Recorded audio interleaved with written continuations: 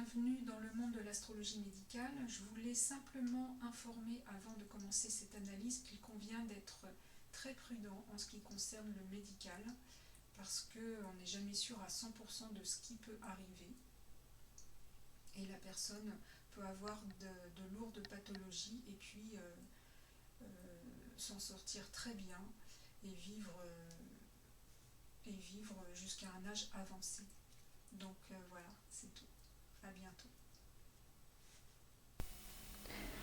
Alors, je voudrais illustrer l'analyse du thème d'une personne que j'ai toujours connue souffrante, qui a eu 2 arrêts cardiaques vers 48 et 57 ans à peu près, pour voir un peu quelles étaient ses fragilités au niveau physique et puis aussi psychologique, émotionnel. Donc d'un point de vue général, quand on veut faire l'analyse d'un thème en ce qui concerne l'aspect médical, on regarde en premier lieu le soleil, le signe dans lequel il est, l'ascendant, la lune. On regarde aussi la maison 6 parce que c'est la maison qui représente le médical. On regarde également Mercure parce que Mercure c'est ce qui concerne l'intellect. Et puis moi je regarde souvent le signe de la Vierge parce que c'est un signe qui génère beaucoup d'anxiété. Donc si le signe est très chargé, ça peut être extrêmement important d'y faire attention pour se donner un petit peu une idée de ce que peut vivre la personne dans le quotidien. Et puis vous avez aussi Chiron, le guérisseur. Donc c'est aussi important de jeter un coup d'œil sur ce petit astéroïde. Donc là, vous avez une personne qui est dans le signe du Poisson. Donc d'un aspect général, là, je vais regarder. Donc le signe du Poisson, en général, on a une vitalité assez faible, peu de résistance. C'est un signe où on a tendance à être un peu fatigué, surtout si dans le thème, il n'y a pas d'aspect qui génère du feu. Comme ici, c'est le cas, quand vous regardez bien, vous avez juste un Mars en Sagittaire et encore dans la maison 12. Donc la maison 12 des épreuves, des choses intérieures. Donc c'est surtout quelque chose du feu qui se passe à l'intérieur de la personne. Mais vous n'avez rien qui... c'est un thème plutôt basé sur la passivité, si je peux dire ça comme ça. C'était pas vraiment le cas. On regarde également souvent le signe opposé. Là, par exemple, on est dans le Poisson. Il faut regarder le signe opposé, la Vierge, parce qu'il y a un mélange des 2 signes. Donc, il y a aussi chez cette personne de la somatisation qui fait qu'on crée sa maladie. C'est ça. Dans l'ascendant Sagittaire, vous avez une bonne résistance en général. Mais là, vous voyez, vous avez un Jupiter dans le Capricorne. On dit qu'il est en chute parce que c'est un signe qui restreint, qui se freine. Donc l'ascendant Jupiter est optimiste et jovial et donc là il y a une retenue. Donc on peut en prendre compte dans l'aspect médical. Et puis aussi vous avez une lune en Gémeaux donc, qui est assez mal aspectée. Et donc une lune qui va toucher le système nerveux et surtout conjointe à Chiron, donc mal aspectée. Donc ensuite la lune est conjointe également au nœud sud, donc il a de l'émotionnel qui ramène du passé. Ensuite, au niveau des aspects, vous voyez un triangle rouge. Donc on voit qu'il y a des grosses tensions nerveuses puisque ça concerne la lune en Gémeaux et puis Mercure, l'intellect. Ensuite, vous voyez 2 quinconces. Le quinconce, c'est les traits verts. Ça signifie qu'il y a des tensions intérieures parce qu'il y a un effort à faire pour équilibrer 2 énergies qui ne sont pas forcément compatibles. Donc là, vous avez Sagittaire-Taureau, feu et terre, et puis aussi vous avez Gémeaux et Capricorne, air et terre. Donc il a fallu dans sa vie qu'il équilibre ces 2 énergies pour en faire quelque chose d'harmonieux. Mais c'est quelque chose, quand il y a un quinconce, c'est toujours quelque chose qu'on ramène à plus tard. Vous avez également une opposition avec une réception mutuelle de planètes, donc Mercure qui se trouve dans les Poissons et Neptune qui se trouve dans la Vierge. Donc ces planètes sont faibles du coup et donc peu résistantes en rapport aux pathologies de leurs signes respectifs. Par exemple, un Mercure en Vierge, il est fort, donc là, c'est pas le cas. En plus, il est à côté de Saturne. Et là, vous avez un Neptune en Vierge, c'est pas du tout son élément. Donc, les planètes, en plus en réception mutuelle, l'une dans la maison de l'autre, fait qu'il ne va pas pouvoir gérer l'énergie de ces planètes comme il l'entend. Ensuite, vous avez une conjonction avec Saturne, une conjonction du Soleil avec Saturne dans le signe du Poisson. Donc c'est pas aussi conjoint à Mercure. Donc vous avez une lourdeur au niveau intellectuel, mental, beaucoup de pessimisme. Donc ça va jouer également sur le côté de la santé. Ensuite, si vous regardez aussi la date de naissance, c'est une personne qui est née en 1937 et la guerre a déclaré en 1939. Donc ça, il faut en tenir compte aussi dans le contexte global dans lequel il est né. Vous avez un Neptune rétrograde aussi et un Chiron dans la maison de la mort. Donc c'est quand même des choses qui l'ont beaucoup marqué. Donc le contexte de la guerre, hein. Ensuite, donc on en a parlé au niveau de Mercure, hein, très impacté par Saturne et puis les aspects négatifs du triangle rouge. Donc le côté moral en prend, les idées noires vont beaucoup diriger un peu sa vie. Hein, quelqu'un qui est toujours ça va pas, un peu comme une sorte de victimisation aussi. Et puis, comme vous avez le Soleil, tout cet amas Mercure, Saturne et Soleil dans le fond du ciel, donc c'est une personne beaucoup repliée sur elle-même, assez taciturne, et avec un Mercure en Poisson assez, taciturne, plutôt dans le mutisme, hein, beaucoup de pessimisme. Donc tout ça, ça engendre une baisse de la vitalité et puis surtout des fréquences vibratoires.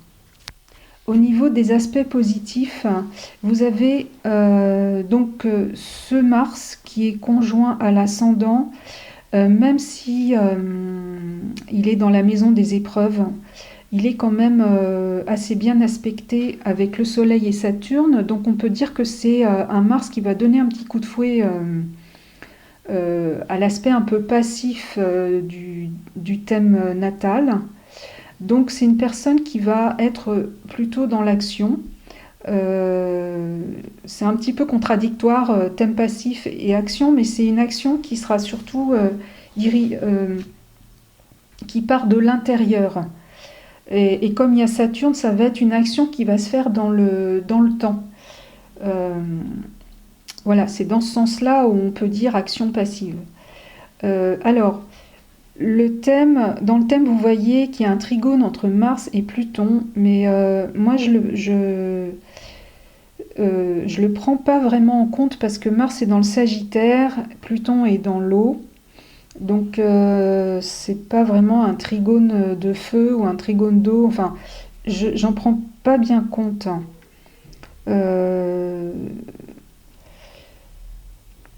Alors on a quand même avec ce Mars un tempérament donc de l'intérieur, un tempérament plutôt actif, entreprenant, plutôt dynamique, mais ça se passe à l'intérieur. Et peut-être que comme s'il s'agit d'un trigone, c'est une énergie qui n'est peut-être pas assez conquérante ou dynamique pour remonter toutes les énergies. Par exemple, si vous avez un carré entre Soleil et Mars, ça sera des défis, ça sera beaucoup plus dynamique que là, un trigone. Si vous voyez un peu comment ça fonctionne. Là, ce sont des qualités intérieures qui plutôt se feront dans le temps. Donc Mars, c'est des énergies sous-jacentes qui fonctionnent un peu au niveau de l'inconscient, parce que Mars est dans la maison 12 de l'inconscient.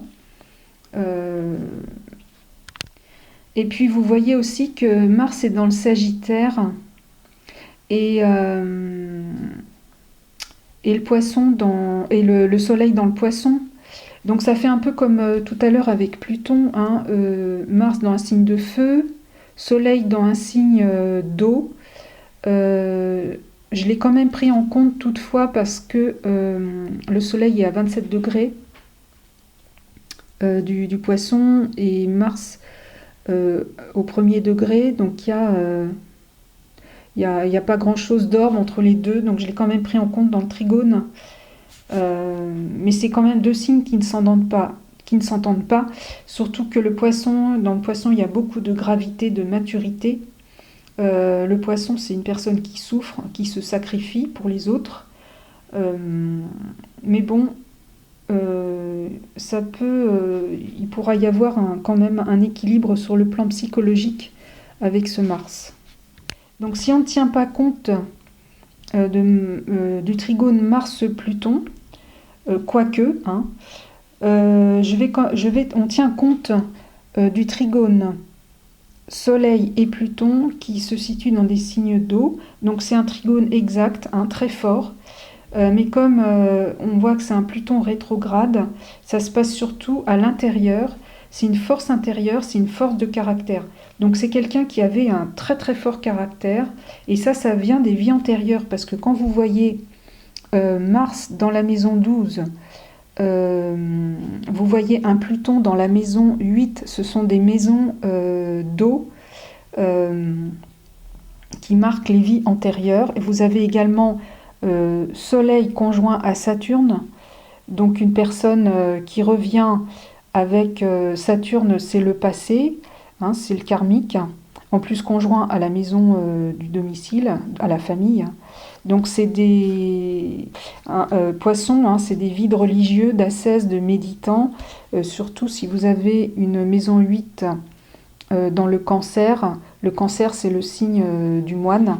Donc quelqu'un qui a pu autrefois développer des compétences dans une vie de religieux. De toute façon, on est tous passés par une vie de religieux, plus ou moins.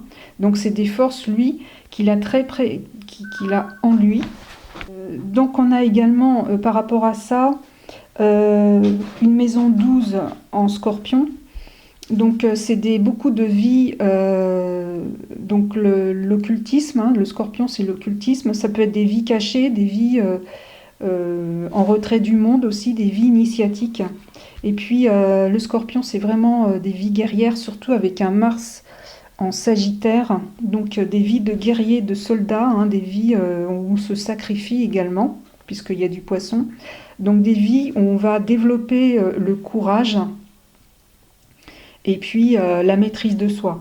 Hein, donc alors au niveau de la santé, c'est un plus tout ça, parce qu'il y a beaucoup de volonté, de force de caractère, et ça va l'emporter sur le manque de vitalité du Poisson, qui fait que, surtout en plus qu'on a un trigone entre Soleil, Saturne et Pluton, donc une grande capacité de régénération.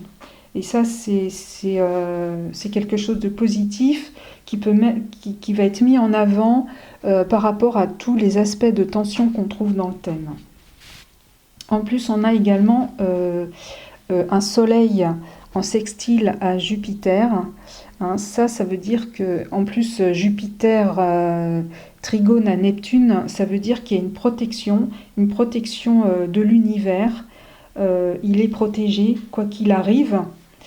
Et puis aussi, c'est un jupitérien, hein, donc c'est quelqu'un qui a la foi, surtout aussi avec les poissons, quelqu'un qui croit.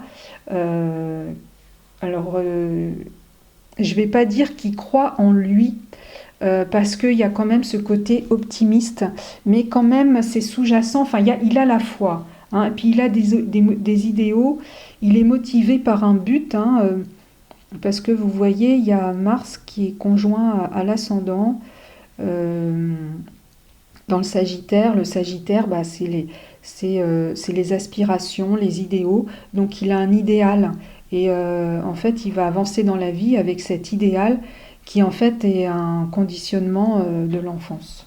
Alors pourquoi je dis ça? Parce qu'en fait Mars est le maître de la maison 4 en Bélier. Vous voyez aussi pour lui qu'il a une maison 6 en Taureau qui est vide de planètes. Bon, ça veut pas dire qu'il ne va jamais être malade, mais c'est quand même bon signe par rapport à certains thèmes où vous avez plein de planètes dans cette maison-là. Toutefois, oui, et en plus, Vénus est dans le Taureau, donc elle est chez elle, donc normalement, c'est une grande protection, hein.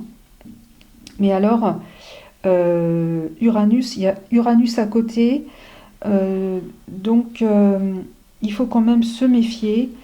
Malgré tout, Vénus-Uranus n'a pas de mauvais aspect, sauf le quinconce à Mars. Alors donc ça se passe au niveau psychologique. Mais on voit qu'il n'y a pas, s'il y a des soucis de santé, ça se fera parce qu'il y aura des transits qui vont activer cette conjonction-là. On dit qu'Uranus est une planète entre guillemets maléfique, dite maléfique. Donc quand elle est conjointe à une planète comme Mars par exemple, bon là il n'y a pas de mauvais aspect vraiment, mais si jamais il se passe un transit important, une planète lourde qui se met en carré à Uranus elle-même, hein, il peut y avoir des gros clashs. Et là, ça touchera le système veineux et le système artériel. Donc, en résumé, sur cet aspect général de la personne, on a une personne qui a des soucis nerveux, des grosses tensions, surtout avec une lune en Gémeaux, au niveau psychologique également, mais qui a des capacités de régénération grâce à son caractère et à sa grande force intérieure. Alors, si on regarde le côté des aspects, vous avez un soleil qui est au carré de la lune, et ça touche l'enfance, l'adolescence, puisqu'il y a aussi Mercure, la famille, puisque la lune représente la famille, et aussi parce que le soleil est conjoint à la maison 4, à la maison de l'enfance. Donc, en général, hein, quand vous voyez soleil et lune, c'est des soucis entre les parents. Et puis là aussi, le soleil, Saturne et Mercure sont dans la maison de la fratrie. Donc on peut penser qu'il y a un souci avec le frère aîné dans les problèmes qu'il y a eu dans l'enfance. Donc, ça veut dire que s'il y a un problème de santé en ce qui concerne le signe des Poissons, en ce qui concerne le signe des Gémeaux, la respiration, les poumons et des problèmes d'anxiété, ça touche l'enfance. Il faut regarder l'origine en est l'enfance, et je dirais même l'origine va beaucoup plus loin puisque la lune est conjointe au nœud sud. Donc et aussi donc un problème karmique, hein. Donc le problème de santé va provenir de mémoire émotionnelle et de cristallisation par rapport à ce qui s'est passé dans l'enfance, à l'adolescence, et ce qui s'est passé aussi dans peut-être les dernières vies les plus récentes, puisque la lune c'est l'enfance, et la lune en fait représente au niveau des mémoires les 7 dernières vies qu'on a vécues ce qu'on va vivre jusqu'à l'âge de 7 ans, en fait, représente les 7 dernières vies. Donc il y a quelque chose qui va se réactiver au moment de l'adolescence en rapport à ces 7 dernières vies. Alors, au niveau des pathologies du poisson, donc c'est la souffrance, hein, c'est le signe qui se sacrifie, donc c'est une personne qui souffre. Le poisson, c'est les pieds aussi, le système hormonal, le système lymphatique et puis digestif, une mauvaise gestion des émotions, les maladies psychosomatiques, puisque en fait il faut tenir compte du signe de la Vierge en face, et puis aussi une attirance pour les drogues pour éviter la souffrance. Donc ici je peux vous dire, hein, c'est ni l'alcool ni le tabac, mais c'était surtout les médicaments pour éviter de souffrir. Donc c'est une utilisation excessif qui a été tempéré par Jupiter en Capricorne. Vous voyez, là, il se retient quand même. Il y a une maîtrise par rapport à l'utilisation de ces drogues-là. C'est surtout en fait un support psychologique. Le Saturne en Poisson, il a toujours les pieds froids. Hein. C'est des personnes qui sont assez souvent en hypothermie. Et on a une notion de Saturne conjoint à Mercure. Hein. C'est quelqu'un qui avait une tendance au pessimisme. Et donc associé avec une lune en Gémeaux, ça donne des névroses dépressives. Donc on a une personne qui est beaucoup dans la dépression et qui a un souci au niveau psychologique. Alors on peut en conclure que beaucoup de ces problèmes venaient du mental, du stress, de la nervosité et puis de l'anxiété. Et avec Mercure, c'était une personne qui avait sûrement aussi des problèmes au niveau des intestins. Donc on a aussi, avec un soleil conjoint à Saturne, Saturne est maître de la maison 2. La maison 2, c'est la nourriture, c'est l'affectif. Donc on suppose également que dans l'enfance, puisqu'il y a un carré à la Lune, il y a eu des problèmes d'alimentation. Moi, je peux rajouter qu'il y a eu effectivement des problèmes de sous-alimentation, problèmes d'affectif également. Mais c'était quelqu'un qui était protégé, donc il s'en est sorti, il y a toujours eu une solution. C'est quelque chose qui lui a donné beaucoup de maturité également. Et puis aussi qu'il y avait la foi qui était, je le redis, Jupiter c'est la foi et il a un ascendant Sagittaire. Alors vous avez une lune en Gémeaux qui accentue la nervosité et la sensibilité des poissons. Et puis et vous avez aussi associé à Saturne en carré de la timidité. Et puis aussi une personne qui passait par des phases de mutisme. Donc personne lunatique avec un déséquilibre émotionnel. Hein. Et puis donc Gémeaux, les pathologies c'est les poumons, les bras, les mains, les poignets. Donc ça c'est des fragilités du signe des Gémeaux. Quand vous avez un aspect négatif entre le soleil et la lune, il peut y avoir des pathologies, des problèmes au niveau de la vue, au niveau des yeux. Et puis vous avez aussi, quand un aspect négatif touche le soleil, il peut y avoir aussi des fragilités au niveau du cœur. Surtout là, comme il est conjoint à Saturne, hein, c'est la tristesse, sentiment, la joie de vivre, ça se passe au niveau de la joie de vivre, donc quelqu'un qui n'avait pas vraiment la joie de vivre. Et quand vous allez regarder la joie de vivre, quand elle se trouve, quand il y a beaucoup de tristesse, et ben, ça touche le cœur. Donc vous avez des pathologies au niveau du cœur. Et donc, je ne sais plus si je vous l'ai dit au début, mais c'est quelqu'un qui a eu 2 arrêts du cœur, donc l'un à l'âge de 48 ans et puis de 57 ans. Donc sur le plan énergétique, hein, ça venait beaucoup de là. Vous avez aussi des pathologies liées à la Lune. Donc la Lune, ça représente l'estomac et le système digestif. Donc c'était quelqu'un qui avait des soucis au niveau digestif. Et puis aussi, comme la Lune est au carré de Neptune, il y a pu y avoir aussi une fuite vers au niveau des drogues, des médicaments. Enfin moi, ça se passe beaucoup au niveau des médicaments. Alors tous ces soucis, puisque la Lune est au carré de Mercure, ça se passe dans l'enfance, mais plutôt enfance-adolescence. Donc avec une maturité précoce. Hein. Et puis aussi, donc, comme il y a une opposition à Neptune, vous avez une personne qui s'est retrouvée, qui a perdu ses repères, hein, et qui du coup s'est retrouvée complètement centrée sur lui-même. Il y a eu un repli sur soi.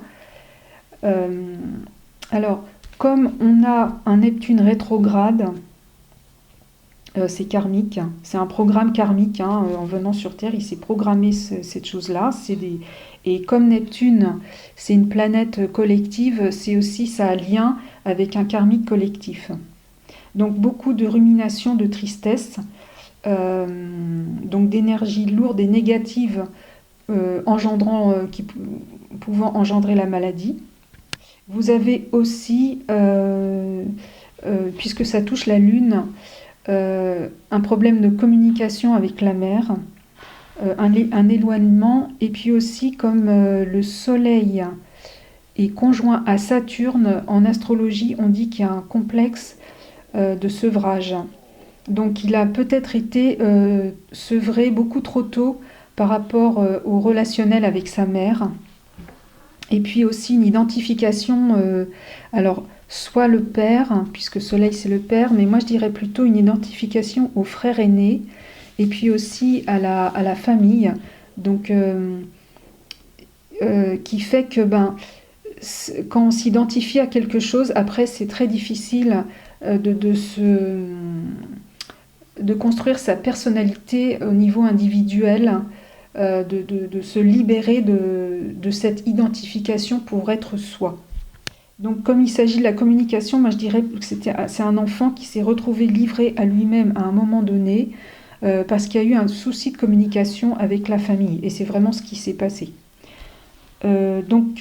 Saturne est très mal aspecté, donc les soucis avec Saturne, ça touche les os, et dans le signe des poissons, il y a de l'hypothermie, des rhumatismes, soucis au niveau des genoux, au niveau des dents, et aussi surtout au niveau de la vessie, et puis également aussi des soucis au niveau de l'oreille. En ce qui concerne l'ascendant, vous avez un ascendant Sagittaire avec un Jupiter en Capricorne, donc une grande maîtrise sur soi, mais comme Saturne, qui est maître du Capricorne, est au carré de la Lune, il y a beaucoup de retenue dans les émotions, donc quelqu'un qui n'exprime pas ses émotions, et ça, c'est pas très bon au niveau de la santé. Je dis ça parce que c'est extrêmement important, hein. Vous avez une vie axée sur la communication, un travail à faire au niveau de la communication, puisque la Lune est en Gémeaux. Les nœuds lunaires sont dans le signe du Gémeaux et du Sagittaire, donc c'est un programme au niveau de la communication, c'est ça. Donc on voit également que la Lune, que l'ascendant conjoint à Mars, hein, il y a l'idée de s'exiler quelque part, puisque Sagittaire c'est l'exil, c'est aller ailleurs, et vous avez notamment Neptune qui est dans la maison 9 des grands voyages. Vous avez une personne qui, en fait c'est comme une fuite, hein, puisque Neptune c'est la fuite, donc vous avez l'idée d'aller ailleurs, de vivre ailleurs, de partir loin de chez soi, et ça je dirais que c'est les énergies collectives, mais aussi c'est le conditionnement parental, parce que quand il était petit, en fait, il y a eu un exil, exil des personnes de la famille, de la fratrie, du père, puisque ça a été la guerre, et puis aussi exil pour lui-même. Toutes les personnes de la famille sont exilées à droite à gauche, on voit ça, donc ça l'a beaucoup impacté. Et puis vous voyez aussi la maison 8 de la mort est dans le signe du cancer, donc la famille, hein. Donc c'est les deuils. Et il y a un danger de mort concernant la famille, et ça se retrouve donc dans l'enfance. Ce danger, vous voyez dans l'aspect avec le carré, hein, donc ce danger de mort, c'est lié à l'enfance, donc à la communication, au relationnel, à la nourriture et au partage, puisque c'est dans la maison 7 du relationnel. Et puis vous voyez également que l'ascendant Jupiter, normalement c'est des gens, les Jupitériens, c'est des gens qui aiment la vie, qui sont gourmands, et vous voyez que là, il y a un quinconce à la Lune, donc il y a quelqu'un qui s'est pas vraiment retenu. Il y a une problématique, un danger en rapport à la nourriture, hein, en rapport à quelqu'un qui se retient, mais trop tard. Donc si on peut résumer ça, dans la tête de cette personne, hein, le relationnel, surtout avec la fratrie, puisque la Lune, la maison 7 est reliée à la maison 3 avec un carré, hein, c'est relié à une énergie de mort, à un danger, surtout avec le carré à Neptune. Donc c'est gravé dans l'inconscient et c'est quelque chose qui n'est pas bien compris parce que à l'époque, il y a quelque chose qui s'est passé qu'il n'a pas bien compris, qui l'a beaucoup perturbé. Alors moi je dirais que c'est des choses qui ramènent des vies passées parce que la Lune est sur le nœud sud, des cristallisations.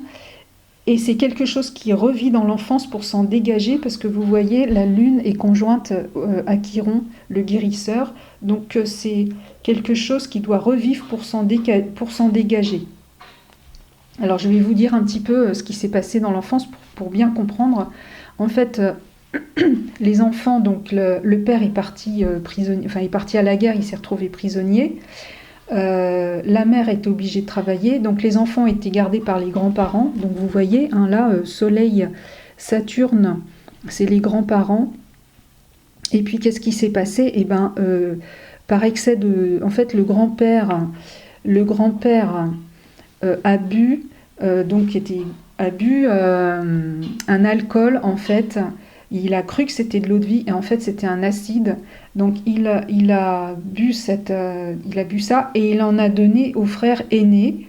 Et donc le frère aîné n'en a bu qu'un petit peu. C'est pour ça qu'on voit qu'il y a une retenue pour le frère aîné. Donc le grand-père en est mort, mais le frère, lui, s'en est bien tiré. Mais par contre, du coup, le frère, il a dû partir au loin pour être opéré, pour se faire soigner. Donc ça, c'est resté gravé dans la psyché du thème, là, de la personne du thème. Et lui s'est retrouvé, donc la mère était obligée de partir avec le frère pour soigner le frère aîné, et lui s'est retrouvé livré à lui-même, chez les sœurs d'ailleurs, tiens, puisqu'on a le signe du poisson. Et puis, effectivement, il était sous-alimenté, il mangeait des sauterelles dans les champs. Donc en ce qui concerne les pathologies du Sagittaire, donc les fragilités, c'est le foie, les cuisses, les hanches, hein, les sciatiques, le sang, les artères.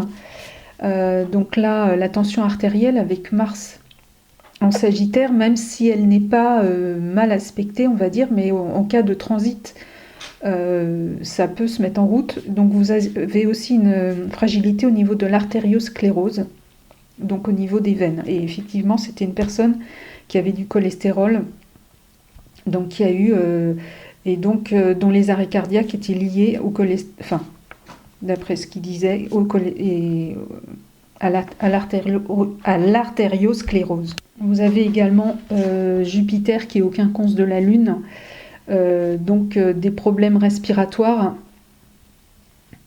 sous-jacents. Un Jupiter, c'est les excès. En Capricorne, quelqu'un qui se retient. Et puis aussi, alors au niveau à l'intérieur de soi, qui se retient pour se sentir en sécurité. Hein.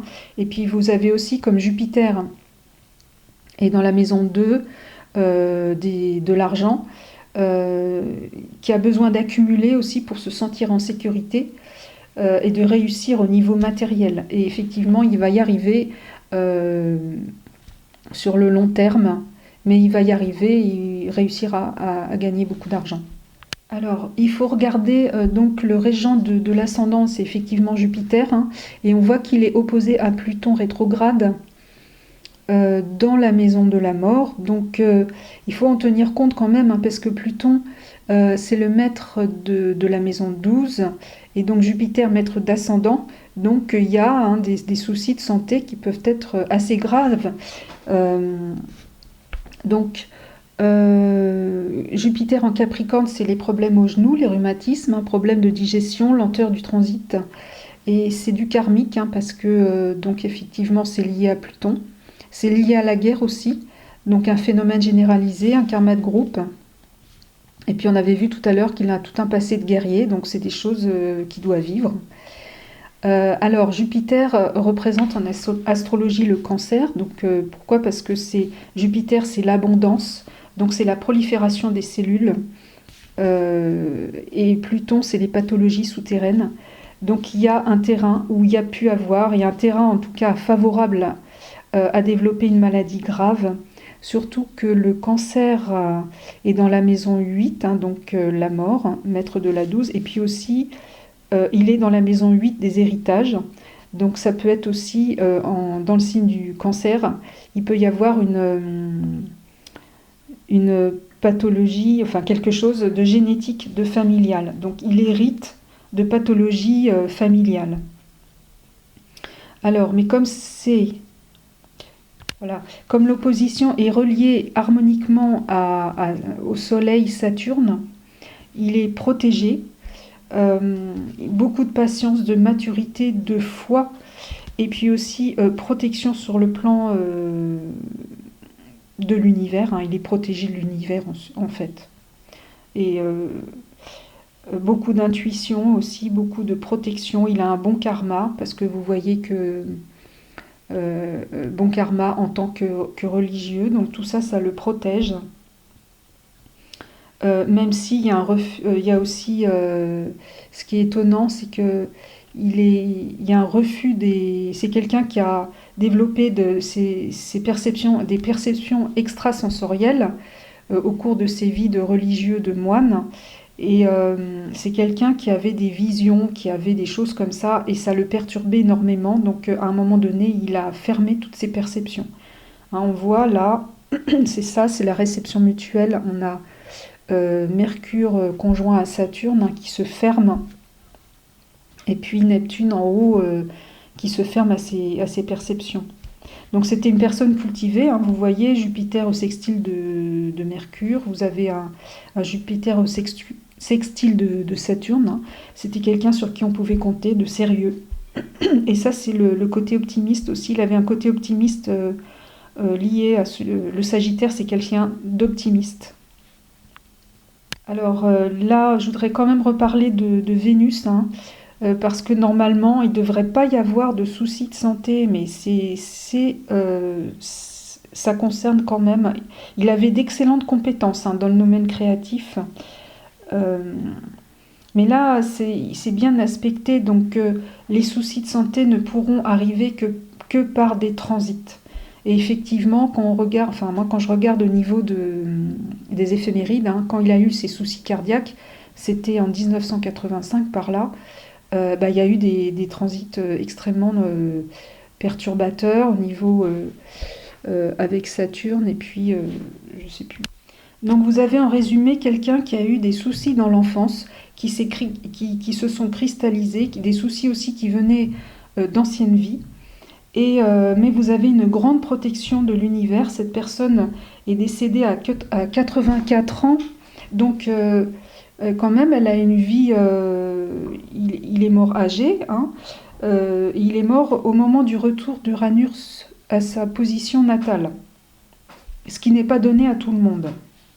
Et en fait, il a réussi, il a tenu le coup parce que c'était quelqu'un qui avait un tempérament très fort, quelqu'un qui pouvait se raisonner, qui avait la foi, qui avait des buts dans la vie, qui avait une grande maîtrise de lui-même, et puis qui avait aussi un bon karma. Et je dirais que le danger, c'est qu'il n'a pas assez exprimer ses émotions, et qu'il n'a pas fait assez confiance à ses capacités extrasensorielles. C'était quelqu'un qui était extrêmement nerveux, anxieux. Et puis il y avait aussi ce côté sacrificiel du poisson, ce côté victime, pessimisme aussi, beaucoup de pessimisme. Ça l'a beaucoup alourdi et ça l'a peut-être empêché d'exprimer un peu plus de joie même. C'est pas un peu, ça l'a empêché d'exprimer sa joie, mais il a quand même réussi à aller jusqu'à 84 ans. Mais dans la souffrance. Il est décédé d'un cancer de la vessie. La vessie, c'est Saturne, et puis c'est aussi Vénus. Et on retrouve donc là, vous avez Jupiter opposé à Pluton, à ce qu'on disait tout à l'heure, qu'il a un terrain favorable aux maladies graves, mais il a toujours cru. Il avait la foi, il a toujours cru qu'il n'aurait pas ce cancer. Il avait foi en les médicaments, il avait foi en la science des médicaments, et ça a précipité les choses, on va dire, puisqu'en fait il a eu la chimio, il a eu tout ça, mais il a toujours dans l'espoir qu'il allait s'en sortir. Donc voilà en gros comment on peut interpréter un thème, retrouver les fragilités au niveau de l'organisme, au niveau biologique, au niveau mental. Et puis c'est intéressant de reprendre ça quand la personne est beaucoup plus âgée, mais c'est beaucoup plus délicat d'en parler quand il s'agit d'un enfant ou quand il s'agit d'une personne à l'adolescence ou même au niveau quand elle a 30-40 ans parce que ça peut générer beaucoup d'anxiété euh, pour les parents. Je vous remercie de votre écoute. J'ai essayé d'aller le plus vite possible.